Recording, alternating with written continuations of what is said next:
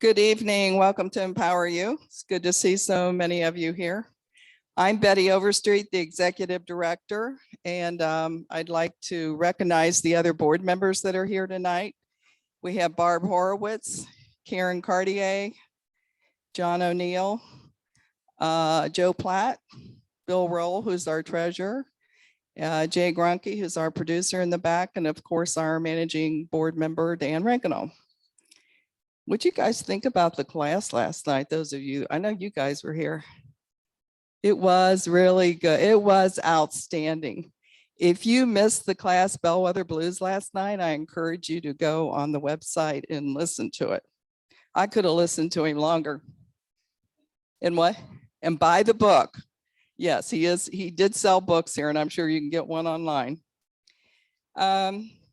I do want to remind you that our classes are posted to the website within 24 hours after the class. So that one is up, and this one will be up tomorrow within 24 hours. I also want to remind you that we only have 4 more classes. The board will be meeting in January to select classes for the next semester. If you have any really good ideas, please send them to us at info@empoweryouamerica.org. or you can send it to me or Dan, Betty at empoweryouamerica.org, and Dan at the same address. Just want to thank you for all the donations you've been giving during this semester. It really helps out a lot. If you haven't given and you'd like to give, there's several ways you can do that. When you register online, there's a donate button. You can go to our website where there's a donate button. Of course, if you're in the studio, we do pass around our little red buckets. If you have $1 or $2 you can put in, we thank you very much for that. And also microphones. If our guest would like for you to hold your questions till the end of his presentation. And if you have a question, please raise your hand so we can bring a microphone to you. If you're talking without a microphone, people behind you can't hear you, and the people online can't hear you at all either. If you're online and you have a question, just go down to the bottom of your screen to the Q&A button, and you can put your question in there. Want to talk just a little bit about the classes we have coming up. Like I said, there's only 4 more. On Tuesday, Jim Renacci, I think you all know who Jim Renacci is, running for governor, is going to be here. He's going to be our Take 20 speaker. I don't know exactly what he's going to be talking about, but I did hear that he's going to propose eliminating property tax for seniors. That might get him elected, don't you think? So I'll be anxious to see if he does that. After him, we have Al Tufarber. A lot of you here I know are familiar with Al. He's been in about at least once a year. Last time he was in, he talked on China. This time he's going to be talking about macro changes in the US. He's going to help us understand the major changes and conflicts that are occurring in the US currently. And will the US remain the #1 power across the globe? Who knows? And what will the new normal look like? So you don't want to miss that class. Al's been doing this a long time. He did start the first poll in Ohio, so he keeps up on this stuff every day. Then on Thursday, we have David Mowry, who is a historian. He's written a book, and he's on the Cincinnati and the Civil War, then and now. And that's what he's going to be talking about, the Civil War, how Cincinnati played a crucial role in preserving the US, and how Cincinnati was the key provider of the Union soldiers, weapons, and supplies. He will have books with him. I don't know what they're going to sell for yet, but if you are interested, just come prepared to buy one. Then the week after, which will be our final week on Tuesday, Joe Blystone, who's a constitutional conservative, is supposed to be running for governor, but I don't ever hear or see anything about him, but he's going to be here for our Take 20 speaker. So if you want to know more about him, I suggest you be here. And then we're going to have Karen Cartier, one of our board members. She's going to be doing a class for us on Made Not to Last. In other words, they're making refrigerators for us that are only going to last 7 or 8 years. And then you got to go spend $1,500, $2,000 for another one. So she's going to be talking about that, telling us the things that we don't have to do that with. And our very last class, Thursday, November 18th, is going to be at the Third Eye Brewery. And if you haven't signed up for that yet, please do. It's going to be $12. We're going to be sampling 4 different kinds of beer. We'll have snacks there. It'll be a fun time. Every time we've gone to one of the breweries, it's been a fun time. And next, we are ready to give away door prizes. John, if you would come up with the bucket and get your door prizes out, or your tickets out. We're giving away 2 books tonight. Brian Kilmeade's The President and the Freedom Fighter, and How to Win Friends and Influence Enemies. Not friends, enemies. Whoever wins here in the studio, I'm going to let you choose. Draw me a ticket.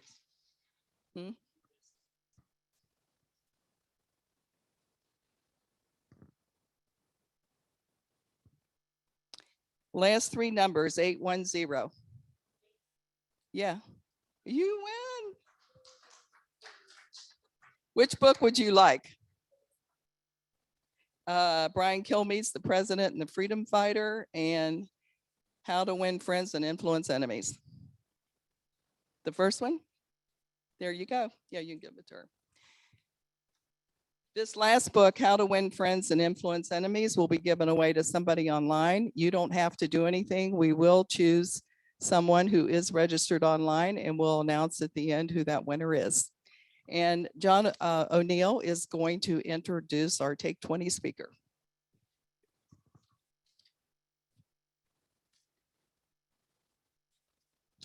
Good evening, everyone. My name is John O'Neill, and I am a member of the board here at Power U. Tonight, I have the pleasure of introducing our first speaker. And some of you know that Empower U finds speakers to present to our audience under unusual circumstances sometimes. Fate sometimes plays a role, or being in the right place at the right time can result in a scheduled speaker. So before I introduce our speaker, I want to relate how we heard of her. My wife and I attended an event hosted by Hillsdale College in October. Dinner was served in an adjoining conference room, and another couple joined us a few minutes later. Their names were Mr. and Mrs. Tim Burns, Tim and Beth. So during our ensuing conversation with them, the topic of education came up. And at one time, I inquired if they had heard of the backpack law or the backpack bill. Hopefully it'll be a backpack law at some point in time. So I proceeded to provide my understanding and interpretation of the bill as my audience nodded and shook their heads in approval. Other topics were discussed, and we then proceeded to focus on dinner. A short time after dinner, I got a tap on my shoulder, and it was our dinner companions returning to the table. They had another young lady with them. Tim and I want to introduce you to our daughter. Tim said, I want to introduce you to our daughter, Corinne. She is the author of the backpack bill. Well, needless to say, I was very pleased to meet her, but all I could think about was how badly did I butcher my description of the backpack bill to a person who knew more about the backpack bill than I ever would. So we have some information on the table in the back about the backpack bill and how to support it. So on your way out, if you'll grab something, that would be great. So our Take 20 speaker tonight is Corinne Vidallas. Corinne is an attorney and lobbyist at the Center for Christian Virtue, where she serves as Assistant Director for the Ohio Christian Education Network. Corinne is a graduate of Bowling Green State University and Ave Maria School of Law. Love that song. During law school, she interned with the Permanent Observer Mission of the Holy See to the United Nations, as well as Heartbeat International. Prior to her legal career, Corinne worked with Catholic Charities in Syracuse, New York, and Toledo, Ohio. It was these charity programs, as well as her educator parents, that influenced her interest in education law and policy. Today, she is blessed to work on amazing initiatives with OCEN and CCV, like the Backpack Bill. Ladies and gentlemen, Corinne Vidallas.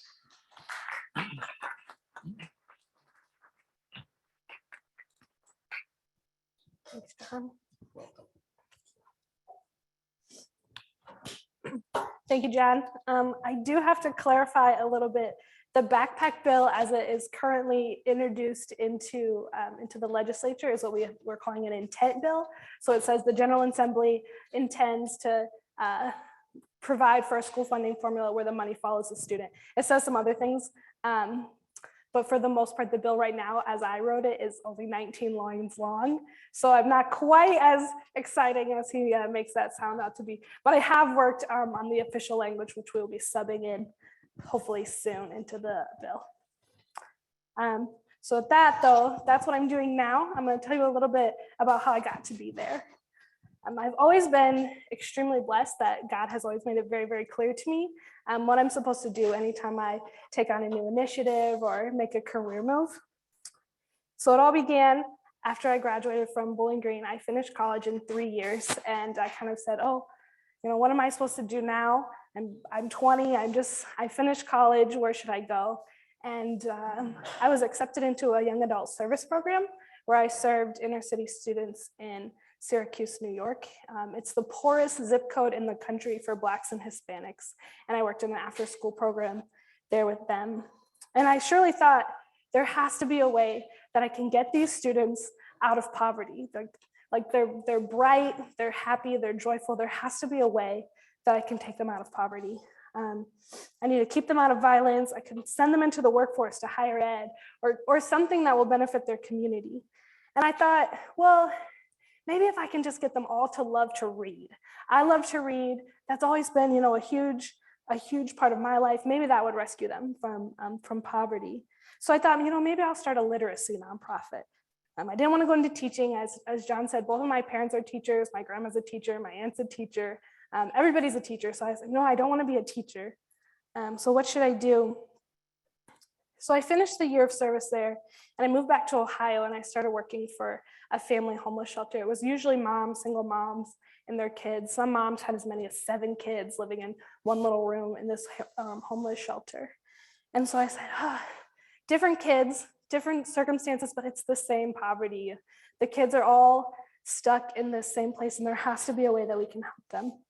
So I knew that this job at the homeless shelter wasn't the end, but I wasn't sure what I should do next. I didn't have really concrete plans of what I could do to help these kids that I kept encountering over and over and over again. So I said, okay, well, sometimes I work the midnight shift at the homeless shelter, and thankfully there's not usually much activity here then. So I said, oh, I'll just study for the LSAT. That'll be something fun to do. So I started studying for the LSAT. And I thought, maybe I'll go to law school if I do really well on it, and if not, no harm done. Maybe I'll be a little bit smarter for it. So I took the LSAT. I felt productive, had a sharp mind. And then my dad asked me, he said, well, what are you going to do after you take the LSAT? And I said, oh, I don't know. It's just for fun. And he said, well, you can't, you have to apply for law school. You don't just take the LSAT and not apply for law school. And I said, well, maybe I do. And so my dad said, well, the local radio station, the Catholic radio station that I volunteer at, they just told me that Ave Maria School of Law has a full ride scholarship for students who meet certain criteria, get certain scores, have specific GPAs, and they live in the Michigan, Toledo area of the state. The law school used to be in Michigan, so that's why they still have these scholarships, even though it's now in Naples, Florida. I said, oh yeah, I guess I could, look into it, and if I do well enough, I'll apply. Well, I did well enough, and did I mention that it's always been very clear when God wants me to do something, that he gives me a way to do it. I got a full ride scholarship and ended up in law school. I didn't apply to any other law schools. I just went straight to Ave Maria. So the whole time I'm in law school, I said, well, I don't want to be a real lawyer. I just want to help kids. I just want to do something to get these kids out of poverty. It was kind of exciting, cross-examination, being cold called in class. It's all very exciting, but I didn't really think I wanted to be a real lawyer. I wrote 2 seminar papers in law school, and on these 2 seminar papers, I got the highest grade in the class on both of them. They were both about education policy. Did I tell you that God makes it very clear when I'm supposed to do something? So then I said, oh, wow, like, yeah, this is really interesting. And then I got selected for the internship to the United Nations. I was like, oh, policy work, like, that's really interesting. I'm really excited about that. So I moved to New York for the semester, a semester before I was supposed to get married. I got back from New York City 3 days before the wedding. My husband was very good. He did all the decorating. So I got there and I learned a lot about policy and how to work with others and be diplomatic, but I also learned that the United Nations is a little bit useless. Just governing on such a large scale is not really a good tactic, but it is good that, you know, people have a voice and they can maybe spend more time talking, less time bombing. That's good. The whole general idea doesn't actually accomplish very much, but it was definitely a good experience, and it further solidified that policy was really what I wanted to do. I also did an internship with Harpy International. Their general counsel there was also a graduate of Ave Maria School of Law, and she introduced me to the then legal counsel at the Center for Christian Virtue, who then said, oh, we're really starting to pick up our education policy advocacy. Maybe you're interested in working with us. And I said, well, why didn't you know I am interested in working with you? And so here I am today. Have I mentioned that it's very clear when I'm supposed to do something? So here I am, working on my dream job, and I can finally change kids' lives. So one of those papers that I wrote in law school, that I got a high score on education policy, it was about whether or not compulsory attendance laws are ethical. Should we be required to send our kids to school every single day? I learned a lot while researching it, but 2 of the things that I think you need to know are, first of all, that compulsory education laws were first sort of created and introduced in this country as a way to keep kids out of factories. You can't have child labor in factories if the kids have to be in school. So that's sort of where the whole idea of compulsory education came from. And the second thing you need to know is that in Brown v. Board of Education, when that was decided and it was determined that our whole country needed to integrate or desegregate, those are slightly different things, our school system, a lot of the schools in the South repealed their compulsory education laws because you don't have to accept the kids of races you don't like if kids aren't forced to go to school. And these 2 things, the reason for compulsory education, child labor, as well as Brown v. Board of Education, the repeal of compulsory labor law, of compulsory education laws. These 2 things are important because it just shows that a lot of times the laws that we make about our kids and the laws that we make about education are not always for the reasons of educating the future voter base and civil engagement. They often have underlying motives. So what was the conclusion? Is compulsory education ethical or is it not? Well, here's the conclusion. Parents need to be more involved in education. Education is a tool that can be either used by the state to fulfill a duty that they think they have, or can be used by parents. And the education, it really only works when the parents or a parent figure is involved in it. So it might be a stretch to come to that conclusion, just wondering whether or not compulsory education is ethical or not, but it is not a stretch to say that the work at hand will lead directly to parent involvement. And what is the work at hand? The backpack bill. So the first thing you need to know about the backpack bill is, how does school funding sort of work now in Ohio? And how can it be that state dollars can end up in the pockets of religious institutions? Well, so the first thing you need to know is that what we have right now in Ohio that allows for students who either are at a certain level of poverty or who attend or who are located in a failing school district, right now they're eligible for something we call the Ed Choice Scholarship. And how the Ed Choice Scholarship works is that the student says, hey, I'm in a failing school district, or the parents say, hey, my child's in a failing school district, or we're at a certain level of poverty, can we go somewhere else? Our school isn't serving us. It's not doing the best for our child. Can we go somewhere else? And the state says, sure. And they send that money to the parent who signs the check over to the school. So the parents are the ones that are being funded. We're not funding religious schools. We're not funding private schools. We fund parents with those scholarships. So the goal of the backpack bill is generally to work the same way. We'll create an education savings account for each student, but in this case, it would be for every single student of the state, regardless of income, regardless of color, regardless of creed. Every single student in the state would be eligible for the money that the state owes for their education to follow them to whatever school is the best fit for them. And that will be left for the parents to decide what is the best fit for my child, what are our needs. So that money will go from the state, and it's tied to the per pupil funding amount which is set forth by the state right now. It's about $6,000. It's a little over 6,000. So it would be roughly 55-ish for elementary, as well as 75-ish for high school students. So the money will be sent to the parents, put into an education savings account, and then that money will go from the parents to whatever school, to the home school, this will make it better, to the private school.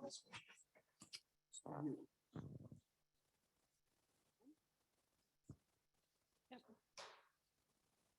Thanks, Dan. I think that's a little better. It's probably my hair. So the money will go to the parents. It always goes to the parents, and that's how we avoid entanglement with church and state.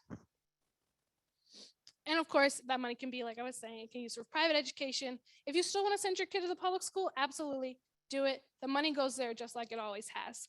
If you want to homeschool your student, absolutely. If you just need some extra tutoring lessons and your child already attends private school and maybe you have a little money left over in your ESA, tutoring lessons, music lessons, whatever it is that your child needs. So that's a little bit how the backpack bill will work. A public school advocate in Ohio recently said that taxpayers shouldn't be required to pay for schools that teach a doctrine that they fundamentally disagree with.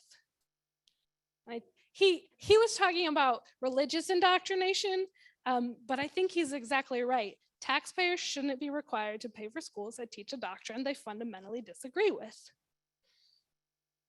The Supreme Court in Wisconsin versus Yoder says, some degree of education is necessary to prepare citizens to participate effectively and intelligently in our open political system if we're to preserve independence and freedom.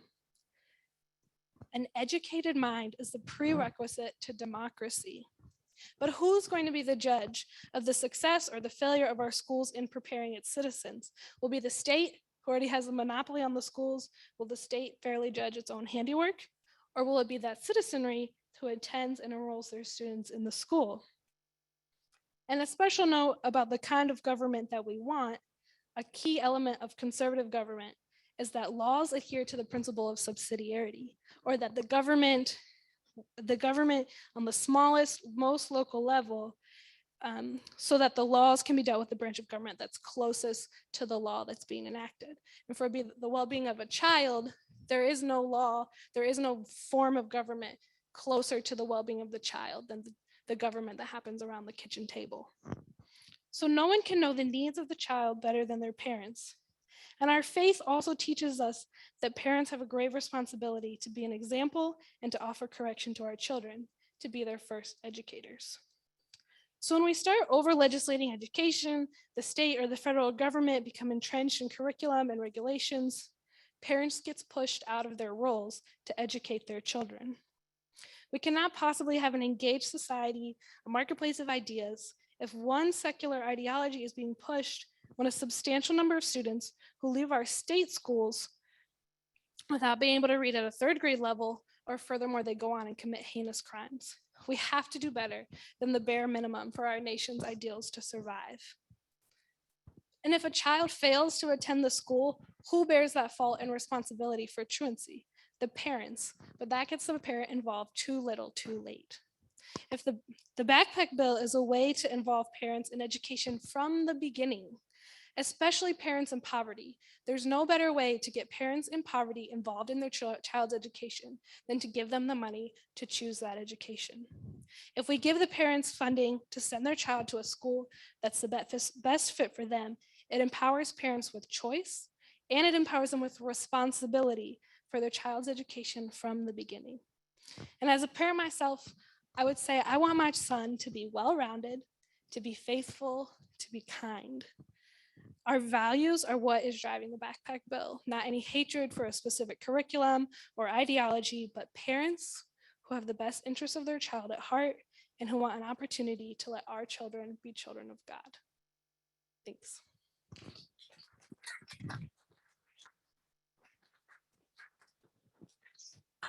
We've got time for a couple questions. Corinne, how much is the amount of money that Ohio pays for each child in education? Yes, so the way that the money is currently funded, and this just changed with the most recent budget in Ohio, we took the per pupil spending amount for the state, and I think that's at 6,100 right now. So we took that amount, and that's stagnant across the board for every single child from the state. And then different districts get additional add-ons. So if you have more children with needs, if you're just in a higher poverty district anyways, just different things like that will add on different amounts. So I think in Cincinnati, it's probably in the 20,000 range, and that includes local, federal, state, other income tax. So that's about the amount that a Cincinnati child would be getting to attend their public schools, somewhere in the 20,000s. Here's a question. Yeah, my name is Randy. And now let's say you have a child that is from a broken home. Where will the money go to? Which parent, or how will that happen? Yeah, so we haven't sorted necessarily all of that out, so it could change throughout the legislative process. But whichever parent or guardian has that they are the permanent guardian of that child, I think they would be in charge of the child's ESA, education savings account, to determine. And hopefully, I mean, that's a decision that if they are from a broken home, hopefully both parents can come together and try to make a decision together about what would be the best fit for their child. That would be ideal. Here's a question.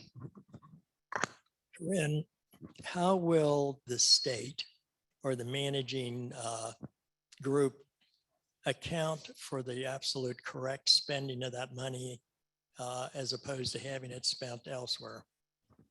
Sure. So the way that education savings accounts have worked in a couple other states, and I mean, it's impossible to avoid absolutely any fraud whatsoever. I mean, look at our unemployment system. Hopefully we can do a little better than that. But for Ohio, we plan to run this out of the Treasurer of State's office, but they would work with a third-party company. There's a couple different ones that it's similar to how an HSA works. So the money would go into that account, and then there would be sort of an online platform where the parent could go in and they could pay their tuition bill, or they could, buy something from an approved vendor with the money from their ESA. Question. Hi, I'm Barb. There are certain local school districts that spend more per pupil than the 6,100 you mentioned. Now, what would happen to the school taxes that we pay? Is that transportable to our students?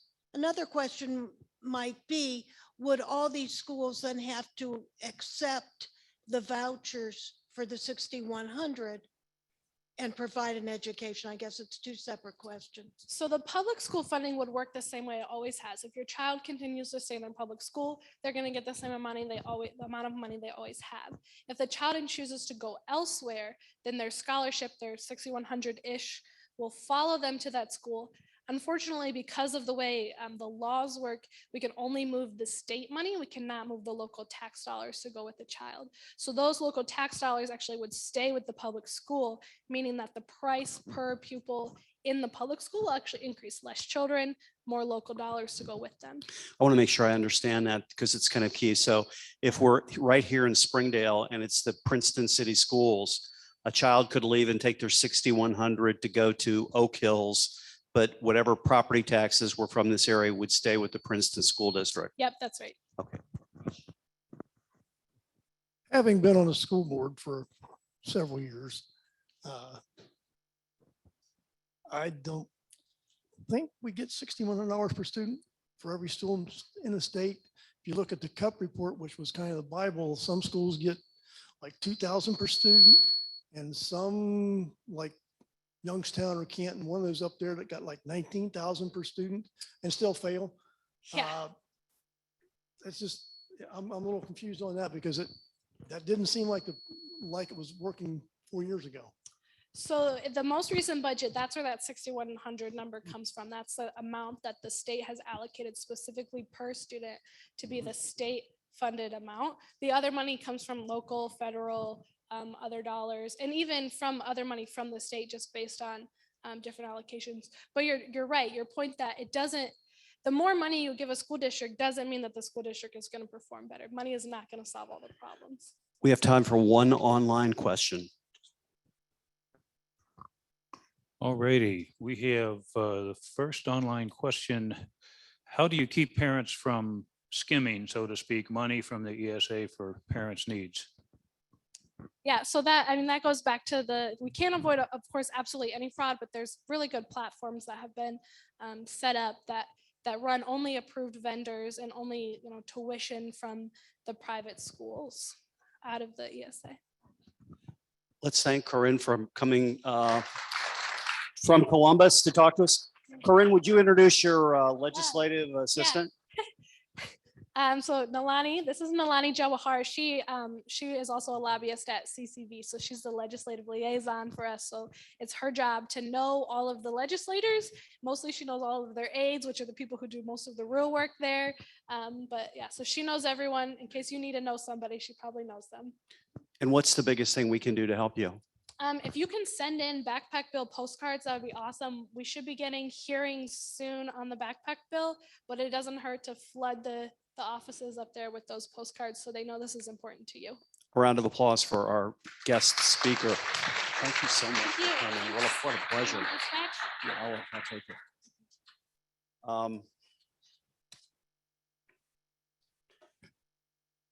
Thank you. Not to get on my soapbox, but there's so much negative energy about change in education. I've seen it, on my adventures in Ohio this year. And I've watched superintendents hear about transferring other students' money, and they just look at the people in these districts, they look at that $6,100 like it's theirs. And how could a student possibly leave? How could the state ever take away my money that's our money in the district, never worrying about the kid and whether the kid's learning and whether their school is the best spot for the kid? It's really hard to watch. And it's so refreshing to see somebody like Corinne step up and try to slay or partially slay the dragon. I wanted to thank our sponsors of tonight's class, Gary and Barb Horwitz. We really appreciate your sponsorship tonight. Thank you. Let's give them a round of applause. It's a pleasure to introduce Anita Thomas, who was our executive director and one of the founding members of Empower You. I think she was executive director for 4 years, and it was so much fun working with her. She's going to introduce our next speaker, Anita Thomas. Let's give her a round of applause.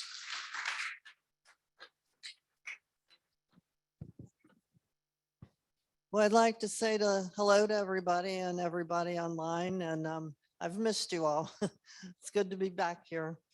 And I'm thrilled to introduce our speaker, Gregory McBrayer. He is assistant professor at the political science and director of the core curriculum. Am I screeching? He joined. Is that me? He joined Ashland University. Should I keep trying?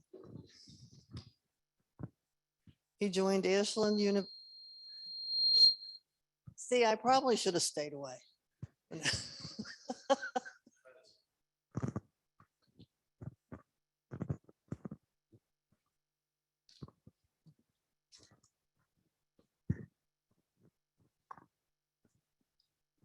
So he joined Ashland University in 2017. He teaches courses in political philosophy and international sciences. Prior to coming to Ashland, he was an assistant professor at Morehead State University, a postdoctoral fellow at Emory University, and a visiting assistant professor at Gettysburg College. He has published articles in Interpretation, a journal of political philosophy, and he has also He had articles. I'm trying- Doing great.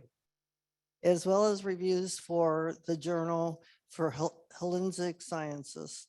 He published something in here that's in French, so he's going to have to tell you what that is. And he is the author with Mary Nicholas and Denise Schaefer of Plato's Euthydemus. Did I say that right, You Greg? did, yeah. All Very right. impressive. And the editor of Xenophon, the Shorter Writings, Cornell. That's right. Okay. Well, come on Welcome. up and save me, Greg. Thank you, Nita. That was great. Thanks. You did great. Very well. All right, my good, oh, I'm screeching now. We're good? All right. Well, good evening, ladies and gentlemen. How well these topics pair tonight. I didn't know that was going to happen. That's lovely. So something on actual current politics and education and something a little more historical. I'd like to thank Empower You for the invitation to come speak this evening. My thanks to Betty Overstreet and Anita Thomas, also Joseph Platt and Dan Reginald, also Nalani and Corinne, with whom I had dinner. We just finished a nice dinner and conversation at the Meritage, which I can warmly recommend both to you, the food and the conversation. I appreciate the opportunity to revisit the thought of a great man for my own edification. And I'm also grateful for the opportunity to share my thoughts about this great man with you here tonight. And I hope that I will also learn from you in the question and answer period about Booker T. Washington. Let me say, I'm already impressed by your civic virtue and also the incredible sort of variety of speeches you've had. I'll mention that I teach at a place called the Ashbrook Center at Ashland University, where I'm not accustomed to lecturing. Our usual mode of teaching there is not to lecture. So I apologize that I'm not used to doing this. Our usual mode is conversational, so I'm looking forward to the question and answer period. Why do we don't really lecture so much at Ashbrook? Because we have this belief, you see, that all men are created equal. You may have heard this before. And so therefore, all human beings are capable of coming to understand something about any given text or author. Almighty God, as Thomas Jefferson told us, hath created the mind free. So we believe in the free exchange of ideas because we believe that we are free human beings. We also believe that the best way to learn is not as a passive auditor, but rather as an active participant, someone who's giving and taking, questioning and challenging, thinking and rethinking. So I encourage you in the question and answer period to share your insights from the readings, which I provided beforehand. Please ask questions. Please challenge interpretations. You're as capable as I am of understanding the thought of Booker T. Washington, and we're all here to learn. I will do my best to give a lecture for what it's worth, but I will try in my lecture to imitate a conversation, which means I'll try and sort of talk with myself, which might seem odd. I'll raise some questions that hopefully you'll find interesting enough to explore in the question and answer period. I'll also read passages directly from Booker T. Washington, because this is what I would do in class with my students. We would read passages aloud and then try to figure out what they mean. Why am I reading Booker T. Washington aloud? Because Booker T. Washington is why you're here. As much as I'd like to believe that the name Greg McBrayer means something to you, I know that it doesn't. But Booker T. Washington does, and so I should get out of the way and sort of introduce you to the thought of this great man. And you can see perhaps why I asked Nita and to circulate the readings ahead of time so that you might be better prepared to sort of have a conversation. Okay. One of the things that I aim to do in a roundabout way tonight is to defend this claim that I just made, that Booker T. Washington is a great man. This is something that ought not to be controversial, but as Randy just pointed out as we were sitting and talking, it has in fact become quite controversial. I'll try to defend the notion that he is. He also happens to have been a great educator and a great benefactor of his fellow African Americans, a great American, but above all, he was a great human being, a man whose story, deeds, and thoughts ought to be more widely known than they are. I will address momentarily why he's not better known today. So I aim to show you why Booker T. Washington was impressive, why he was admirable, and why we ought to admire him. Let me boil it down for you here at the beginning. He ought to be admired for what he achieved personally in his own life, I would say in the first place, for his magnificent deeds in the field of education, and then for the devotion that he showed to his fellow African Americans in our country, all the while evincing no hostility to or resentment of the United States of America. So I shared 3 readings ahead of time And they're all tied together insofar as they're all about education. The first I'll discuss is a chapter from his autobiography, which is called Up from Slavery. I'm having you read a chapter called, quote, The Struggle for an Education. This was published last among the 3 readings that I circulated, but it's the one that covers the earliest period of his life. So I'll speak about that first. Then I'll share my thoughts on what is most surely Washington's most famous speech ever, delivered in 1895, called A Speech Before the Atlanta Cotton States and International Exposition. That's a mouthful. Last, I asked you to look at a speech of his called Democracy and Education, which was a speech he delivered in 1896. If you had the time and the leisure to read these passages, and I surely hope you did, you probably got the sense of the singular importance of the role that education played in Washington's life personally, and the role that he hoped that it would play in the lives of his fellow African Americans generally. Booker T. Washington saw education as the key to his own freedom and dignity, and to the dignity of his fellow African Americans. He saw the same key in education. In some ways, Washington's life, therefore, serves as a model or a paradigm for how his fellow African Americans could prosper collectively. Now, Washington's education was, of course, an education of a certain sort. It proceeded in a certain manner. More on that in a moment. But this, I suppose, if I had to say I have a thesis, is what it would be. The key to success for an individual or for a class or race of people is education. But there's a proper order to education, both for individuals and for classes or races of people. This is not just any education. It's an education that consists of 3 parts, which if you paid attention in the Booker T. Washington readings, it may have caught your eye. The education of the head, of the hand, and of the heart. Those are the 3 educations that we all are in desperate need of. In the first place, one must get a moral education, one that inculcates a number of virtues, but especially a work ethic, especially in a democracy like ours, where people have to earn what they eat, these kinds of things. So the first education is a kind of moral education. From there, one must get a vocational education. This is the hand.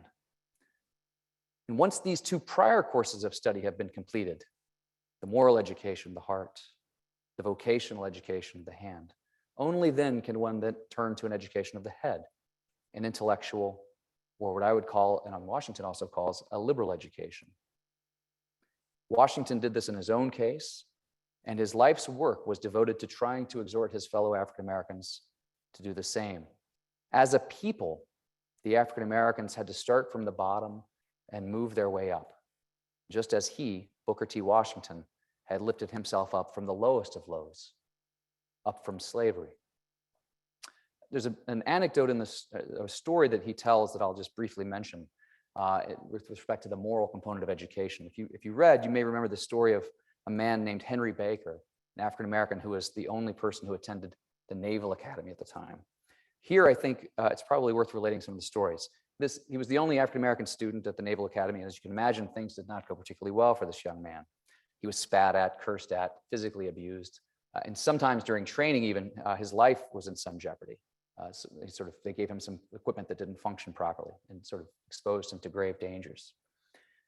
So once though, during his time there, this young African-American kid, one of his classmates, which would of course be a white classmate because everyone else was white, received a birthday cake from his mother, along with a note that read, "Be a good boy and make sure you share this cake with that poor black cadet who has no friends." Our cadet did so. He shared that cake with with this young man. And we might be inclined to praise him for sharing that cake, except that this white cadet did this in the dead of night, in secret. And so Washington laments that this young white boy lacked the courage to do the right thing in the light of day. And he says, quote, "Education, whether of a black man or a white man, that gives one the physical courage to stand in front of a cannon, but fails to give him the moral courage to stand up in defense of right and justice, is a failure." So this moral education is deeply important. As I turn to his own story, I hope you were all amazed by it because it's truly an amazing story. Booker T. Washington's writings continue a theme so beautifully and tragically captured by Frederick Douglass, for example. And yet Booker T. Washington is not quite as well known as Frederick Douglass. Again, I'll mention more about this later. For now, let me say it has to do with why we don't admire him as much as we used to, are related to his views on education. And it was also due to the intentional attempt to harm Booker T. Washington's reputation by another great African-American thinker named W.E.B. Du Bois. We know about Booker T. Washington's life from a variety of sources, but especially from his own autobiographical work, which I mentioned a moment ago, Up from Slavery. It's not quite a slave narrative, like some of the other works of the genre, but it still manages to capture something of the amazing story of a human being who has begun from such a low station in life. Someone who's been brutalized at the start, but who ultimately becomes a citizen, a thinker, and a human being of world renown. He was known worldwide. I must confess to you that when I read something like Up from Slavery, or one of my favorite books, in fact, Frederick Douglass's narrative, I cannot help but put myself into the place of the author, which I imagine is part of their intent, and wonder to myself whether I would have had half of the industry courage and intelligence or longing for learning as a Washington or a Douglass had. And while I would like to flatter myself into thinking that I would have, in the moments where I'm more honest with myself, I have to admit that I would not have, and it makes them all the more impressive to me. So this is a kind of work that I'll just call a slave narrative for short, although I think that it's not quite that. I'll also confess that these works sometimes practically bring me to tears, and indeed sometimes they bring me to actual tears. What I find impressive about these men, it's not always men, by the way, but is how they are self-made. There's something bordering on the philosophic in these books, here in Washington's Up from Slavery, but also in Douglass's narrative. It's beautiful, I would argue, and even stunning to see the human soul reemerge, to reassert itself, like a neglected plant that comes back to life, or like a plant worse that's been abused, but to see it blossom even when it's been planted in inhospitable soil. It's amazing to see nature struggle against this attempt to oppress it. Now, these stories, these slave stories, they seem to confirm for me the claim in our Declaration of Independence that it is self-evidently true that all human beings are equal by nature. If this is true, if it's true that all humans are equal by nature, it would seem to be difficult to explain the success of the degrading human institution of slavery. If humans are equal, how does such a thing happen? Let me give you an example to try and think this through. Sometimes when I'm talking about equality being self-evidently true, I use the example of gravity with students. Gravity exists by nature. We're by nature equal. And gravity, we know, pulls things down, but you can keep things up with force. Similarly, force can be used to deny or suppress human equality. And think of the enormous machinations and evil uses of force that had to be put in place in order to brutalize an entire race of human beings. And yet, in the face of this omnipotent system, this evil system, you still see men like Frederick Douglass, women like Harriet Tubman, and men like Booker T. Washington emerge. A whole race of people were brutalized. Think about what the word brutalized means. Literally, to try to turn them into animals, brutes. Slave owners tried to make them less than human, dumb, like ignorant beasts. And yet some human beings born into slavery still reach the heights of human flourishing. Where does that spark come from? How does the flame of the human soul remain alive in the face of such overwhelming cruelty? Where does this longing for freedom come from? How is it not snuffed out entirely? How do individuals like Washington and Douglass come to realize just how central of a role education plays in freedom, citizenship, but also to morality, independence, intellectual health, and human flourishing? For me, it boggles the mind and cannot but demand my wonder and admiration. And yet, there are those who do not share my sentiment. One of my dear friends teaches at a small, select private liberal arts college somewhere in the Northeast, or I won't name it. And he recently told me about an experience teaching Frederick Douglass there. If you haven't read Frederick Douglass's narrative, I just can't recommend it enough. He's taught Douglass's narrative for years, and students have always admired him until this last semester. For the first time since he started teaching, students are no longer impressed by Frederick Douglass, if you can believe it. They're even hostile to Douglass and his teaching. They rejected Douglass's mature view of the United States Constitution as being pro-freedom and anti-slavery. In fact, they found Douglass's view incomprehensible.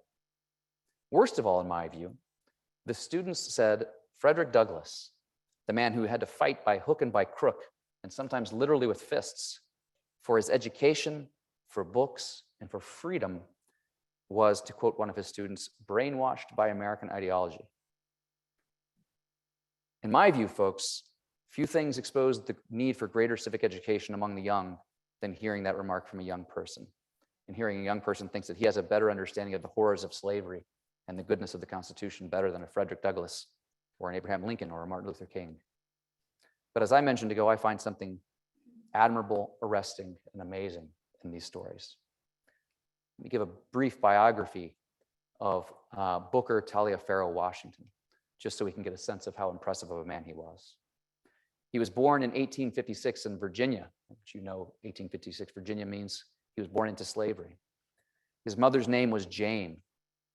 Washington did not know the name of his father, did not know who his father was, like so many other slaves, including, by the way, Frederick Douglass, although Douglass suspected his master was his father.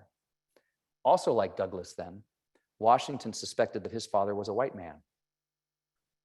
Washington was liberated by the Emancipation Proclamation, and shortly thereafter, his mother moved to what is now West Virginia to be with her husband, Booker T. Washington's stepfather, Washington Ferguson, from whom he gets the surname Washington. As a young boy, Booker T. Washington worked in the coal mines and in a salt furnace, but he was always drawn to education. As he says in his autobiography, quote, "From the time that I can remember having any thoughts about anything, I recall that I had an intense longing to learn to read," end quote. And so he set about learning how to read and quickly exhausted the capacities of those around him. When he was still a boy, Washington learned of a new school being started in his village for the education of, quote, colored children. Now, this was a golden opportunity, but alas, recall, as I mentioned, he was already working in the coal mines and in the salt furnace, hence bringing in money, desperately needed money. And his stepfather was not unaware of the economic benefit that young Booker Washington sort of had for him. And so he was not a supporter of Booker T. Washington going to school. So Booker T eventually, he goes to school by hook or by crook, but eventually he works out a deal with his stepfather where he says, look, I'll get up and go work before school, I'll go to school, and I'll go back to work. So Booker T. Washington started school work at 4 in the morning. That's very early. School started at 9. And by the way, school started at 9 and his work shift ended at 9. You do the math. And then he went back to work after school. Okay. This carried on for some time, for what it's worth. You see here, well, the rest of us are crying about having to get up and just go straight to school. I mean, you have children and grandchildren, right? He's going and working a 5-hour shift before he goes to school. It's very impressive to me. In any event, one day while he's working in the mines, Washington tells us that he overhears 2 men talking about a, quote, great school for colored people somewhere in Virginia. This school was the Hampton Normal and Agricultural Institute in Virginia, now known as Hampton University. Normal schools, I'm sure you all know, are schools devoted to training teachers. So this was a school devoted to teaching teachers and agriculture. At Hampton, Washington met a man named General Armstrong, whom he calls the, quote, noblest, rarest human being that it has ever been my privilege to meet.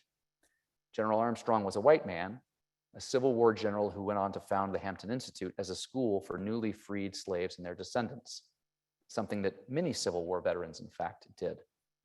General Armstrong came to see Booker as one of the best students Hampton's ever produced. His success, as a student earned him a job as the first principal leader of the Tuskegee Institute, a new school founded in Alabama. This, by the way, was against the wishes of those who supported the Institute's founding, who insisted that a white person be put in charge of the school. General Armstrong, however, insisted Washington could do it. I'll add that Washington was only 24 years old at the time. This is really where Washington spent the bulk of the rest of his life, as the leader of the Tuskegee Institute. When Washington arrived, there were no buildings, no dorms, no nothing He built it. He bought land for it. One of the first purchases was a former slave plantation. He built buildings, including the classrooms, the dorms, and barns. He had to coordinate the growing of crops for students so that they had something to eat. Under Washington's leadership, the Tuskegee Institute grew to a size of over 18,000 acres. I should stress that Washington built the Tuskegee Institute during the height of Jim Crow South, the heights of lynching, the heights of Southern states working hard to deprive African Americans of their civil and political rights, the height of the failures of Reconstruction. I think that's important to keep in mind because a large part of what Washington is doing is in the face of great hostility. Later criticism often saw Washington as being too accommodating or too quick to compromise. But I think when one sees the context in which he was working, one has to judge his success accordingly. Prudence might require different tactics in different times and circumstances, even if dedication to larger principles remain unmoved. Here I'm reminded of what President Abraham Lincoln had to say about prudence. In a meeting with Thaddeus Stevens, an outspoken abolitionist, and by the way, if you've seen the movie, they portray this scene in the movie. Lincoln gently chastises Stevens or defends himself against the charge of being insufficiently charged up in his fight against slavery. Stevens accuses him of being too compromising. By contrast, Stevens saw himself as a man of principle. Lincoln responds in the following way. He says to Thaddeus Stevens, you know, a compass can tell you true north, just like a moral compass can point you to the true moral north. However, while a compass will point you to the true north, it's got no advice about the swamps and the deserts and the chasms that you'll encounter along the way. If in pursuit of your destination, you plunge ahead heedless of obstacles and achieve nothing more than to sink in a swamp, what's the use of knowing true north? I think we should keep Lincoln's account of prudence in mind when we turn to evaluating the success of Booker T. Washington. I'll go through the documents now somewhat quickly, but just because I shared them with you and I think it's sort of important to do, I'll treat them in roughly chronological order. First, as I mentioned, we're going to look at his account of his own education in the chapter from his autobiography. Here we see, in a microcosm, the principles by which Washington thought one ascended in education, as well as the prerequisites for education. And despite our individual or independent characters that make education important, Washington also points out that we need the support of a community. That community need not always be loving or even warm. Sometimes cold or tough love can be effective in motivating and encouraging young people to pursue an education. Also, at the same time, a community can hold you to very high standards and make demands of you, something that we seem to do too little of, in my view, with students today. Think, for example, if you read of it, of how formative Washington's education at the hands of Mrs. Ruffner was for his future life and his success. You may remember that she's the woman with whom young Booker T sought out a job despite her reputation for being too strict. Instead of protesting her severity, young Booker T. Washington was resolved to win her over. He indicates in this chapter that he saw through her a road to the Hampton Institute that was not merely pecuniary. He saw that she was teaching him morals, cleanliness, timeliness, punctuality, these kinds of things. Mrs. Ruffner hired Booker on for $5 a week, and my serious academic research skills, Google, tell me that that's roughly $20 a week in 2021 dollars. So Booker wasn't exactly raking in the dough for all the hard work he was doing. But Mrs. Ruffner wanted things done cleanly, promptly, and honestly. She provided him with a kind of moral education, but one that also instilled in him some industry or work ethic. Indeed, when Booker T finally arrives at the Hampton Institute, where he sees, quote, the largest and most beautiful building he has ever seen, and having little or no money in his purse, he manages to guarantee his matriculation into the Institute by demonstrating that he can be an excellent custodian. He says upon seeing the Hampton Institute that, quote, the sight of it seemed to give me life. I felt that a new kind of existence had now begun, that I had reached the promised land, and that now I would be able to accomplish the most good in the world. The story of how he procured employment as a custodian runs as follows. When Washington finally arrived at the Hampton Institute, he cut a less than graceful figure. He arrived with no money and had actually been sleeping under a sidewalk in Richmond in his journey to arrive at the Hampton Institute. So he's basically loitering about, trying to figure out a way to enter this school. And he gets more or less ignored until one day the head teacher comes over to him and says, that room needs sweeping. When she comes back and inspects it, she's unable to find a single bit of dirt on the floor or any particle of dust on any of the furniture. And she quietly remarks, quote, I guess you will do. Right. When she made this pronouncement, Washington declares, quote, I was one of the happiest souls on earth. Right? Imagine, I guess you'll do. I'm so happy. Yes. The moral lessons procured his employment way back when, in turn enabled his education.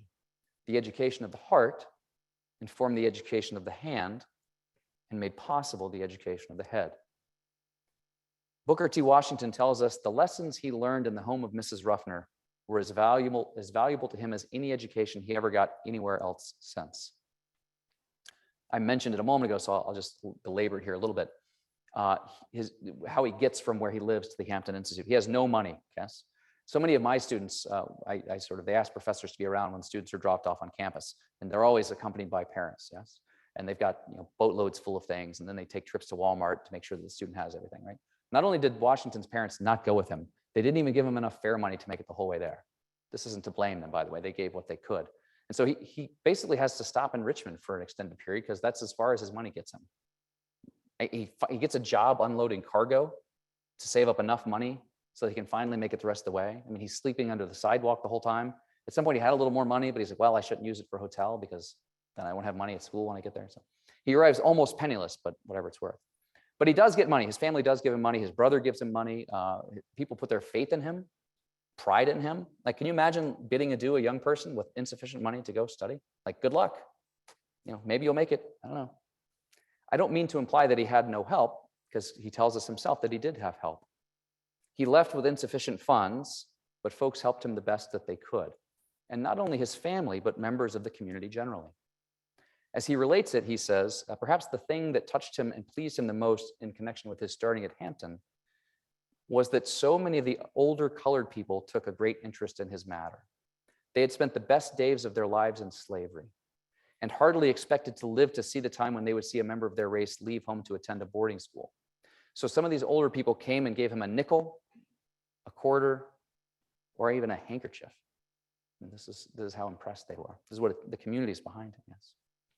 And to stress the point I've been making here, his education at Hampton wasn't only book learning. He continued to learn the value of hard work. He continued to learn a vocation. He also seemed to be able to understand a little better how important a moral education is.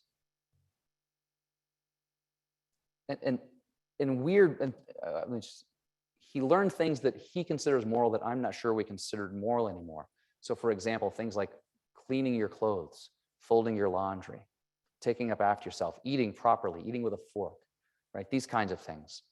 This was part of his moral or his character formation, I think. And we don't do this enough anymore for young people. As a brief aside, I teach, as I mentioned, at this place just up I-71, Ashland University, specifically I teach in the Ashbrook Scholar Program. We do a little bit of this. We have an etiquette dinner at the beginning of the semester for our students where we try to teach them how to eat. We try to teach them how to dress. I've had to show a number of students how to tie a tie. These are the kinds of things that are part of an education that fall outside of the curriculum that I think are important for young people and that perhaps we should do more of, especially if they're coming from broken homes, as you heard about just a little bit ago.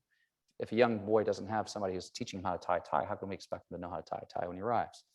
Okay, so Booker T makes it clear that he wasn't alone, by the way. Many of his peers were in the same situation.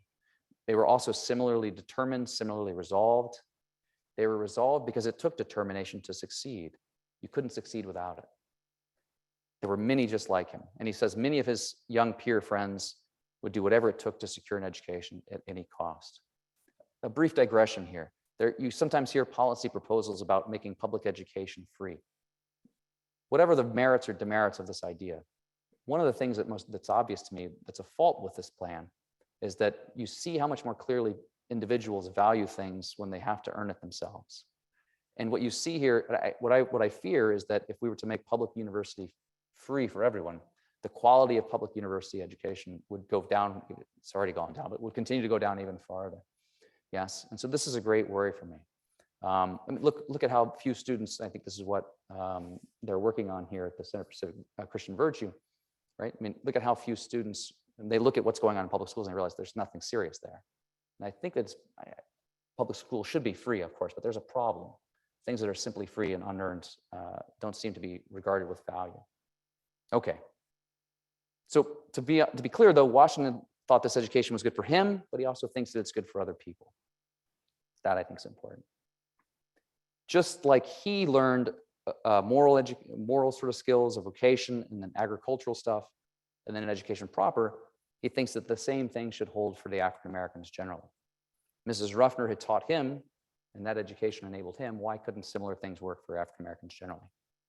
I'll turn now to the speech that, as I mentioned before, is Washington's most famous speech, the speech he gives at the Atlanta Exposition. I mentioned at the start that Washington is not widely known these days, and in fact is even looked down upon or despised in some circles as a result largely of what's articulated in this speech. W.E.B. Du Bois, of whom I'm sure many of you have heard, chastises Washington in his book called The Souls of Black Folk, specifically in a chapter called Of Mr. Booker T. Washington and Others. In that chapter, Du Bois says the following: "One hesitates to criticize a life which, beginning with so little, has done so much. And yet the time has come when one may speak in all sincerity and utter courtesy of the mistakes and shortcomings of Mr. Washington's career, as well as of his triumphs, without being thought captious or envious, and without forgetting that it is easier to do ill than well in the world." Du Bois does criticize Washington, though. And I'm sure that many of you, if you've heard of this speech that I'm talking about by Washington, sometimes you might even actually know it by the name, the Atlanta Compromise speech. This is the name that Du Bois gives the speech. This is not the name that Booker T gives the speech. In other words, this was an insult to call it the compromise speech. In other words, Washington compromised. He sold blacks out. He compromised with the whites and accepted the status for African Americans of permanent second-class citizens. I'd like to read for you what that other excellent source of wisdom, Wikipedia, has to say about this speech.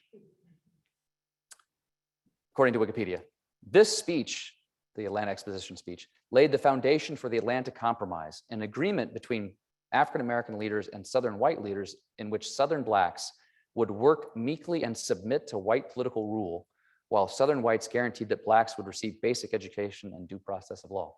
This is how Wikipedia describes Booker T. Washington's work. This strikes me as not recognizing, first, the precarious situation that Washington found himself in, and second, the enormous success of what he actually goes on to accomplish, even in this exposition, for that matter. For Washington is giving this speech at one of these world expositions. He successfully made the case that African Americans should be at these expositions, these fairs, holding court, showing that they can make advances in agriculture, technology, manufacturing, the mechanical sciences. In the heart of the Deep South, he does this. Washington managed to gain some measure of respect for the contributions of African Americans. It's true that Washington stressed self-reliance and praised the value of work, but pay attention to the temporal aspect of what he suggests. So Du Bois is saying, you're accepting permanent second-class status. That I think is wrong. Pay attention to the temporal words here. I'll read a quote from the speech.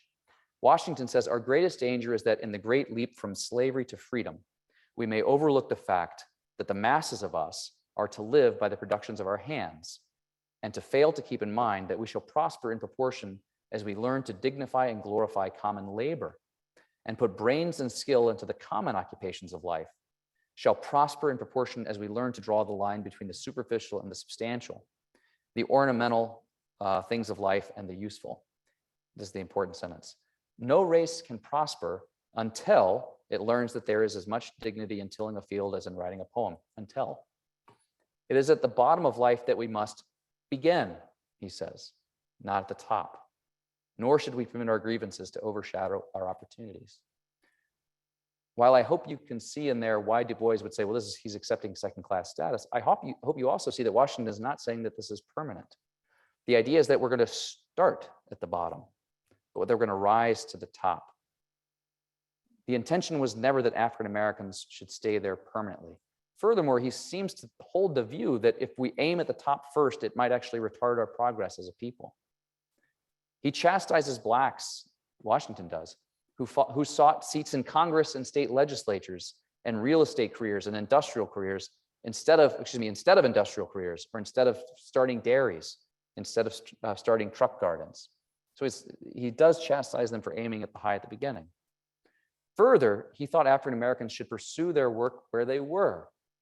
Instead of pursuing wild dreams in far off places, Washington encourages his people to, quote, cast down your bucket where you are. This is the famous line from the Atlanta Exposition speech.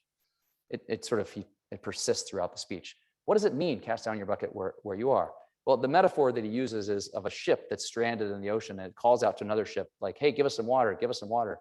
And the captain keeps yelling back, cast down your bucket where you are. And like, give us some water, cast down your bucket where you are. And when they finally say, all right, fine, we'll do it, they've realized it's fresh water.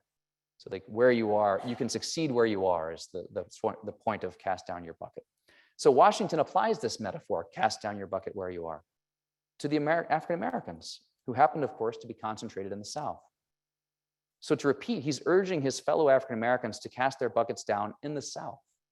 No need to move north, and certainly no reason to immigrate or colonize some foreign country. You can do it here. Here he gives expression to the line that I've been persistently calling back to tonight. He says, cast down your bucket where you are among my people. Help and encourage them as you are by doing it on these grounds. And to education of the head, the hand, and the heart. You will find that they will buy your surplus land, make blossom the waste places in your field, and run your factories.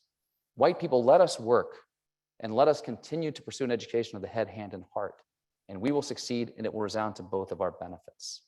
As I've said before, the head, the heart, and the hand, apart from being beautifully alliterative, refers to liberal education, vocational education, moral education. I'm running a little short on time, so I'm going to skip a little bit ahead, but he does speak in great, with sort of something like nostalgia for the good old days. It's a sort of strange appeal. I think it's a rhetorical appeal to the whites, sort of saying, hey, look, we can get along just like we used to get along. I don't think Du Bois sufficiently appreciates how rhetorical this move is. Like, I won't read it for what it's worth, except I'll read the last line of this where he says that their sort of fate is yoked. He says, in all things purely social, we can be as separate as the fingers, yet as the hand in all things essential to mutual progress. It's probably worth thinking about. I don't think Washington saw this as the permanent status of African Americans. Just like his own industrial education had been but temporary and a stepping stone to something higher, Washington thought that focusing on industry and agriculture, on owning and working, would lay the foundation for reaching the summits of freedom. I had mentioned, I planned on also discussing his writing called Democracy and Education, but I think since I'm running a little short on time, I'll just briefly summarize it. He sort of did not like the fact that so many African Americans were getting a really intellectual education, what I would call a liberal education, but were incapable of taking care of themselves. What good is it to study Greek and Hebrew if you can't feed yourself, right? There's something going on there. He even implies that former slaves were better prepared to take care of themselves than some of these book learning folks who go off to college. Yes, okay, but he's going to urge them to be prepared, urge them to be prepared, urge them to be prepared. I'll conclude with a remark on the real purpose of education. Washington says the real purpose of education is to make men useful, honest, and liberal, or free. Here I see, and I think we see in his own case, that although Washington was widely and correctly thought to be a strong advocate for vocational education, Washington was ultimately a proponent of liberal education. It was just at the top. I won't distinguish vocational from liberal education. If you guys would like, we can do that in the question and answer period. I hate to end on a point of disagreement with Mr. Washington, but let me read something he has to say about liberal education to conclude.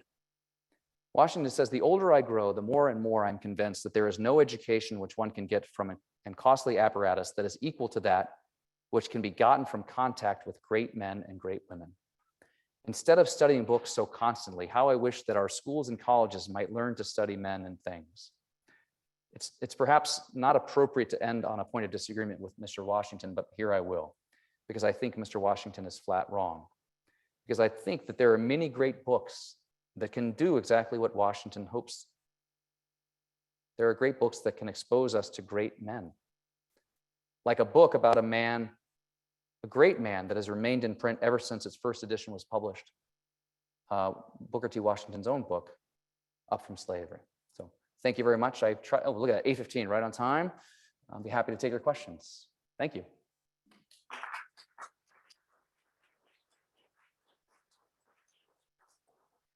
Sorry, I had to skip the education democracy piece, but maybe we can. Who address has that. questions for our speaker right here? Again, Randy, Hi, Randy. could you explain if you have any ideas why the Freedom Center downtown, Underground Railroad's Freedom Center, has no reference to Booker T. Washington in it, but they have loads of references to W.E.B. Du Bois?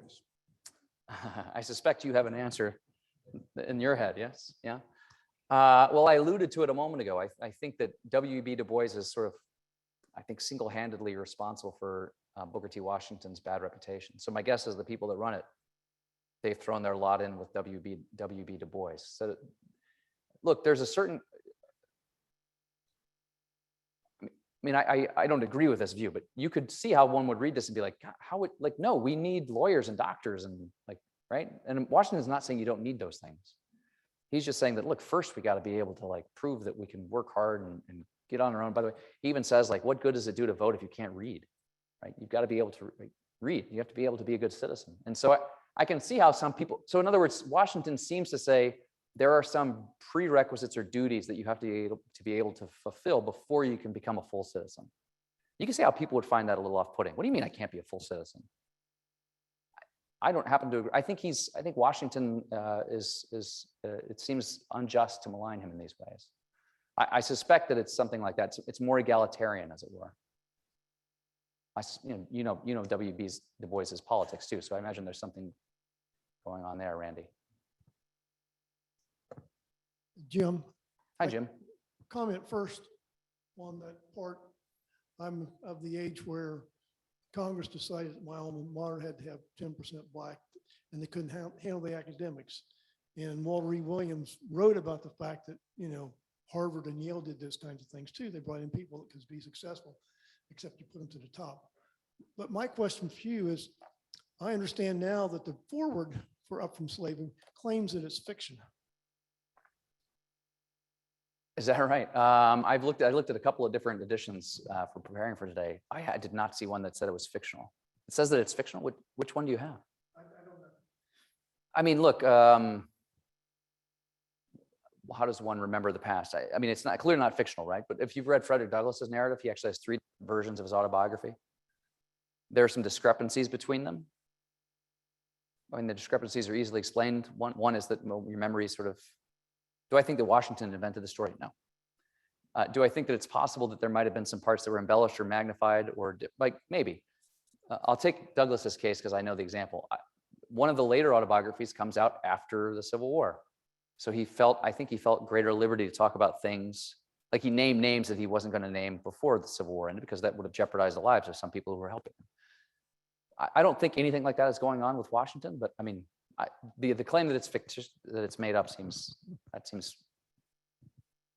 fantastic to me, like in the sense of fantasy, not good. It's fantasy, yeah. I'm just trying to paint the 3 people's kind of life. Were they all about the same age, meaning Frederick Douglass, Booker T. Washington, W. Du Bois? How did they fit in? Oh, you mean chronologically? Yeah, chronologically. Oh, no, sorry. Frederick Douglass escapes. So Frederick Douglass is, he's a grown man. He meets with Abraham Lincoln. He's advocating for, the Emancipation Proclamation. He's well into his 40s or 50s, I think, actually, during the Civil War. Booker T. Washington is, 7 or 9 when the Emancipation Proclamation happened. So he's a young kid. And then W.B. Du Bois is the beginning of the 20th century. I think he was born at the end of the 19th, but he wrote in the 20s and 30s. Other questions, please, for our speaker. Even earlier too. Yeah, so just to amplify, your question is a really good one as far as one of the things that I was trying to point out, I don't know if you caught this in the speech, was like, you have to think about how these thinkers are responding to their different historical circumstances, but also their different geographical circumstances. So I think a Booker T. Washington apologist could say to a W.E.B. Du Bois, that's fine for you in Boston. I'm down here in Alabama. Like, you don't know what it's a lot different down here. I'm from Georgia, by the way. It's a lot different in the South than it is. So I think I understood your question, your comment about students and Frederick Douglass. I think I understood what you were saying, which was basically, how could any African-American back in that time say the Constitution or our founding documents were good? Right. What, as an educator, how do you address that to students? What do you say? Right. Well, I haven't had quite that experience that my colleague has had. The best way to do it, in all sincerity, is just to read the documents with them. Because then, I just have a hard time seeing how one could not read the, it's possible students aren't reading, right? So they're just showing up. This happens all the time, right? Students show up, they've got their person view. They're going to come in and nothing's going to, but if they actually read it and take seriously what Douglass is sort of thinking through, and you look at Douglass realizing that the Garrisonian understanding of the Constitution is flawed, and you start seeing like, well, even if Garrison's right, what good is that going to do blacks? It's only going to harm them. I think you can see the change in Douglass's mind. I think for me, step one is, I always begin with a narrative, because for me, step one is, gosh, show these kids that this is an impressive man. Show them that this guy who speaks this well and writes this well basically has taught himself by tricking other white kids in his neighborhood to teach him how to read, right? And so once they can sort of be inspired by him, I think they're a little more open to hearing his arguments later on in life. I mean, for me, it's like, how can you think slavery is more unjust than the guy who actually was a slave? Like that sort of boggles my mind. We have a couple of online questions. Oh, okay. First question is, can you speak a little bit about Mr. Washington's age? In reading articles, I noticed he was working in a mine when he first heard of Hampton and decided to go there when he was 7 years old. Actually, how old was he when he went to Hampton, and later when he started Tuskegee? He was 24 years old when he started the Tuskegee Institute. He was an adolescent when he went off to Hampton Institute. Did I say that right? Hampton Institute, where he went to study. Tuskegee is where he went and founded the school. So he's 7 or 9, I can't remember, when he's freed. And that's when they moved to West Virginia. And a year or two after that is when he starts going to the local school, which he quickly exhausts. And then he's a teenager when he goes off to the Hampton Institute. And then 24 when he starts. But he was a little older than some of the other boys he mentions in Up From Slavery. So some of the other ones started younger than him and were therefore more successful. But there were also older ones than him. And he says he felt really bad for them, because as anybody knows who's tried to study something when you start at 20 or 25, how much easier it is to learn when you're a child, right? Like, it's so much easier to learn for children. Okay, someone else has asked, how did Mr. Washington end up in a curriculum at Ashland University? What other African-American history topics are covered at Ashland, and why? We have a whole class on African-American political thought. So a wide range, including Du Bois, including Washington, including Martin Luther King. How did it end up? So first, nothing's out of bounds. Baldwin, even a 20th century African-American thinker, later at 20th century, we include him in the curriculum. Invisible Man is one of the previous director of the Ashbrook Center. That's his favorite book, so that's in there. So it's all in the curriculum. We have a course devoted to Frederick Douglass, right? So it's there. How did it happen? A story. We try to just figure out what America's about, and you can't tell America's story without reading and talking and thinking about some of these leading African-American intellectuals. Any other questions for our guest tonight? Let's thank him. Thank you so much. Thank you very much. Great. Thank you.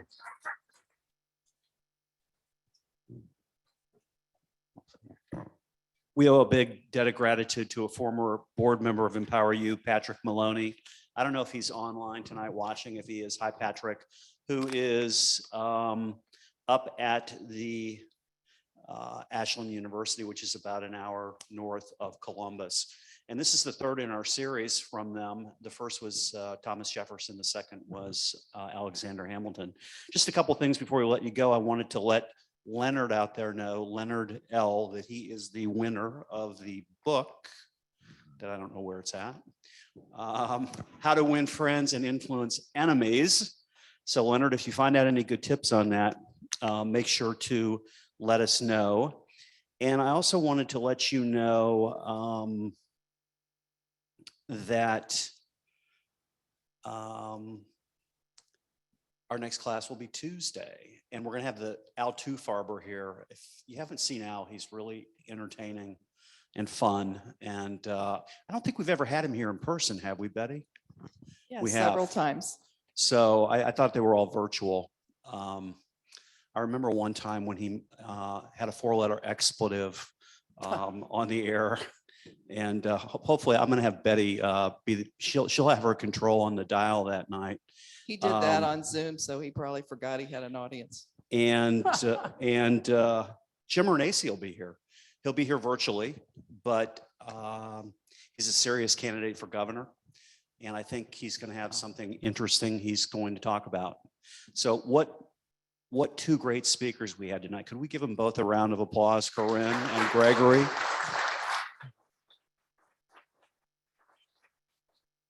Thank you, everybody, for coming, and have a great night. Thanks for sticking around. It was fun.